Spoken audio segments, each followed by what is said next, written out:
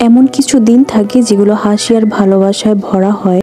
আজকেও ঠিক এমনই একটা দিন, আমার ছোট বোনের জন্মদিন। ঠিক ছোট্টকাল থেকে এই দিনটাকে নিয়ে আমি অনেক বেশি এক্সাইটেড থাকি, যতটা না এক্সাইটেড থাকি আমার নিজের বার্থডে নিয়ে। ছোটবেলা থেকে ও ছিল আমার ঝামেলার কারণ এবং হাসিরও কারণ। প্রতি বছরই তো ওর জন্মদিন নিয়ে অনেক বেশি এক্সাইটেড থাকি। তো এবার চিন্তা করলাম যে কোনো একটা রেস্টুরেন্টে গিয়ে ফ্যামিলি গেট টুগেদার করে আসি। তো যেই ভাবা সেই কাজ।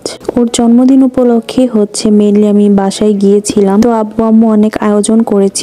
তো সন্ধ্যায় ভাবলাম যে আমরা একটু সেলিব্রেট করি এই দিনটাকে একটু আলাদা করে। আর সামনে যেহেতু ওর বিয়ে, এভাবে হয়তো বা আর বার্থডে সেলিব্রেট করা হবে না। এখানে হচ্ছে ওর জন্য কেক আনতে গিয়েছিলাম ওর পছন্দ মতো। আমি বিদেশ থেকে না না না না না না না না না দাদা, তো ওকে বলছিলাম যে কেকের ওপরে স্বামী বিদেশ লিখে দিই। ও হচ্ছে রিয়াক্ট করেছে। দ্যাটস ওয়ে আর লেখা হয়নি, ওর এই নিকনেমটাই লিখেছি। আমি সব সময় হচ্ছে কেক টাউন থেকে কেক নিয়ে থাকি। এই জায়গার কেকটা আমার অনেক বেশি পছন্দের। তো আমার ছোট বোন আমার থেকে বেশি পছন্দ করে। ওইখান থেকে কেক নিয়ে হচ্ছে আমরা যাব। এখানকার কেকগুলো আসলে অনেক মজা। কেক কিনতে কিনতে আমাদের অনেক বেশি লেট হয়ে গিয়েছিল। এদিকে আম্মু শুধু ফোন করছিল আর ওরা হচ্ছে বসে আছে, অনেকক্ষণ ধরে আমাদের জন্য ওয়েট করছিল। তো তাড়াতাড়ি চলে গেলাম। আর আমাদের সাথে নওশিনের বেস্ট ফ্রেন্ড ছিল, ওর জন্য ছোট্ট কিউট একটা গিফট নিয়ে এসেছিল। আম্মু আব্বু সবাই ছিল এখানে। আর এই দিনটা স্পেশালি মনে রাখার মতো একটা দিন। অনেক বেশি এনজয় করেছি আমরা। জানি না সবাই মিলে এরকম আরেকটা দিন ফিরে পাবো কিনা, তবে ইনশাল্লাহ আশা রাখি যে এরকম শুধু একটা না, হাজারটা দিন ফিরে পাবো। তারপর হচ্ছে আমরা ফটো জোনে গিয়েছি।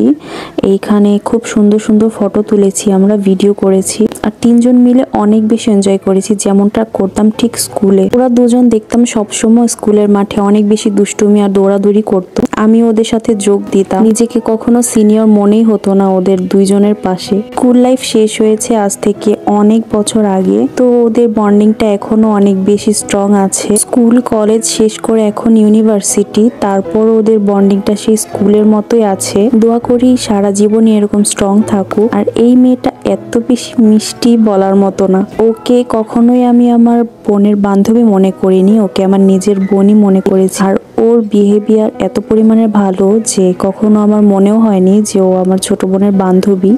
সবসময় মনে হয়েছে যে ও আমার আরেকটা ছোট বোন। তো এইদিকে হচ্ছে আমি আব্বু আর আমার হাজবেন্ডের মাঝখানে বসেছি। একবার এই সাইডে ক্যামেরা নিচ্ছিলাম, আবার ওই সাইডে ক্যামেরা নিচ্ছিলাম। এখানে হচ্ছে যে রেস্টুরেন্টে আমরা গিয়েছিলাম সেখান থেকে ওকে কার্ড দিয়ে বার্থডে উইশ করা হয়েছে। আর সাথে ছিল ছোট্ট একটা গিফট। যেহেতু আমরা পিজা বার্গে গিয়েছিলাম, তো পছন্দ মতো একটা ফ্লেভার নিয়ে ফ্যামিলি পিজা অর্ডার করেছিলাম। আমি হচ্ছে সবাইকে পিজা সার্ভ করে দিচ্ছিলাম। এইটা হচ্ছে নওশিনের বার্থডে গিফট ওই রেস্টুরেন্টের পক্ষ থেকে। ওর জিনিস কিন্তু ও এক ঢোকও খেতে পারেনি, সবাই আমরাই খেয়ে শেষ করে দিয়েছি।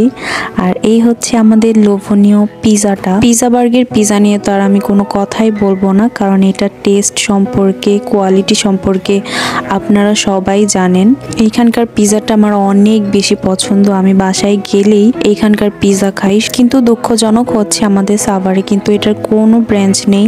এইটা থেকে খেতে হলে আমাকে খিলগাঁও যেতে হয়, নয়তো ওয়ারি থেকে খেতে হয়। এই জন্যই যখন বাবার বাসায় যাই তখনই শুধু খেতে পারি। যাই হোক, সবাইকে হচ্ছে আমি কেটে কেটে দিচ্ছিলাম। আর ফ্যামিলি পিজার স্লাইসটা অনেক বেশি বড় বড় হয়। একটা স্লাইস করে খেলেই এনাফ, আর দুইটা স্লাইস খেলে তো একদম পেট হাবুডুবু হয়ে যাবে। তো প্রত্যেকজনকে একটা করে স্লাইস দেওয়ার পরেও দুইটা স্লাইস বেশি হয়েছে। এইখানকার পিজাটা না যতটা বেশি ভাইরাল, তার থেকে মেয়োনিজটা কিন্তু আরো বেশি ভাইরাল। ওদের পেজে গেলেই বোঝা যায়। তো সবাইকে বলছিলাম যে পিজাটা খাওয়ার আগে আমরা কেকটা কেটে তারপরে খাই। তো সেই মতো সবাইকে সার্ভ করে দিয়েছি। সার্ভ করার পরে হচ্ছে ওর কেকটা কেটেছি আমরা।